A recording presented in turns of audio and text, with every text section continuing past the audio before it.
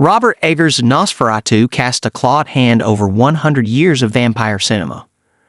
The dark, clawed shadow of the 1922 silent film Nosferatu. A symphony of horror has stretched out over 100 years of vampiric storytelling. While unofficially ripped from Bram Stoker's Dracula, F.W. Murnau's transfiguring film has colored the way we think about those who drink blood to stay alive. As the first flick to feature a vampire dying by sunlight, Nosferatu has seeped into horror lore. But after years of vampire superheroes, vampire villains, and vampires that sparkle, director Robert Eggers' The Lighthouse, The Witch is making bloodsuckers scary again. The original Nosferatu centers on Thomas Hutter, a gormless real estate agent sent to a Transylvanian castle to obtain the binding signature of the mysterious Count Orlok. Of course, the Count has little interest in property, but has a lot of interest in the occupation of Thomas's soul, along with the soul of his wife Ellen, who is writhing with possession while under the care of their friends, the Hardings. For Eggers, the classic tale has held his obsession since he was a child. His degraded 16mm copy erased the bald cap lines and grease paint on original actor Max Schreck's face, transfixing the young Eggers with the illusion that Orlok was real. I could have seen it 100 times. I've woken up in the middle of the night, can't go back to bed, and I'll just throw it on in the background, he tells ABC Entertainment.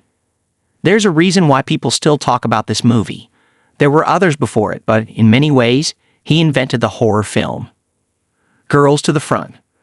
Renowned for his unique take on the darkest of stories, Eggers ripped Nosferatu into the present by shifting the perspective. Thomas, Nicholas Hoult, is no longer the center of attention. Instead, Ellen, Lily Rose Depp, is the object of Orlok's main obsession. In my version, it's Ellen's story from the very beginning.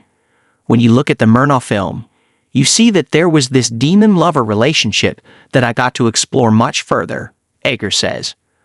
Unlike Murnau's Ellen, who only encounters the titular vampire in the film's third act, Eggers' film opens with Orlok visiting Ellen as a child, kicking off a nightmarish connection between the two.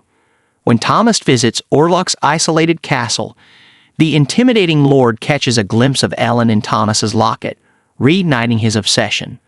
There together, he disappears, and then he returns to destroy her, but it is also a love triangle. She has this loving relationship with her husband, but it doesn't have the passion that she has with this demon, Eggers says. A battle for body and soul. Orlok and Ellen's connection isn't just mental. It physically manifests within Ellen as explosive fits that cause her hands to curl and her eyes to roll back in her head. Stuck under the care of the well-meaning but traditional Friedrich Harding, Aaron Taylor Johnson, her best friend's husband, Ellen's outbursts are dismissed as hysteria. A doctor advises them to tie her to the bed and tighten her corset to keep her organs in place. I think that this is an internal battle for Ellen as much as an external one, Lily Rose Depp tells ABC Entertainment. She's been struggling her whole life with trying to accept the darkness within, and that there is much more to her than just the kind of well-behaved, perfect wife that everybody seems to want to see. I think that all of the characters are like a victim of the time period. Thomas thinks that going out, making some money, and getting them a big house solved the problem. It's not until Harding begrudgingly seeks out the advice of a disgraced doctor, Von Franz, Willem Dafoe, an entirely new character of Eggers' creation, that Ellen has a voice on her side. It's his otherness from society that makes Von Franz such a good ally for Ellen, Depp says. He's the only person, because he is connected to that world, that's able to see her, she says. I think she's played with this shame and this feeling like she's bringing darkness all around her, and he gives her the opportunity to do something good with it, which I think is beautiful. Surrounding abounds. Ellen isn't the only character benefiting from enrichment in Eggers' transformation. The Hardings, who are almost set dressing in the original, represent the traditional life Ellen so craves. Taylor Johnson says he drew on lived experience to build out the new version of Friedrich Harding. They're a compassionate, traditional thinking, loving family that just want to protect one another through this sort of sweeping play that comes through, he told ABC Entertainment. I felt like these were characters that felt almost contemporary and relatable in a sense that we as a collective have all gone through a global pandemic. As Orlok's grasp tightens on Ellen, her friends are first in the supernatural firing line. But ultra-traditionalist Friedrich refuses to accept it, bullishly insisting the plague they are experiencing is natural, even as the consequences of Ellen's possession become impossible to overlook. It's very black and white with him, which is why he ignores all of Ellen's symptoms. Taylor Johnson says, "It was a very misogynistic, male-centric way of thinking in that period in time. There's this perversion or sort of erotic thing that's happening in her, in all of her sort of contortions when she's possessed. So the men in the room don't know how to look at her. They can't handle this very beautiful woman rolling around the floor. They think it's sinful." Revealing Orlok.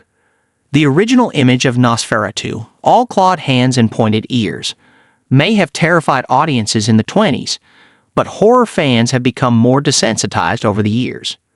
Bill Skarsgård, it undertook such extensive preparation to play Nosferatu, including working with an opera singer to lower his voice, that it became legendary among the cast.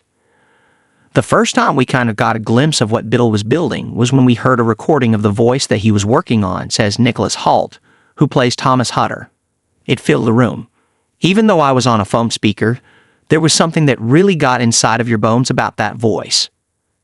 Hoult says Skarsgård's triumphant performance goes beyond the prosthetics. I think that's what's exciting. He doesn't feel like a monster. This was a Hungarian nobleman who has died, but he has human elements to him, so it feels more chilling and scary because of that. While Egger says he respects all the versions of vampires that have come since the original, the fear factor was at the front of his mind for Orlok. I think the versatility of vampires is awesome, but if I was going to do this new version of it, it needed to be scary, he says. In order for a vampire to be scary again, we needed to go back to the source. We needed Orlok to be a corpse. We needed him to be demonic and not sparkling.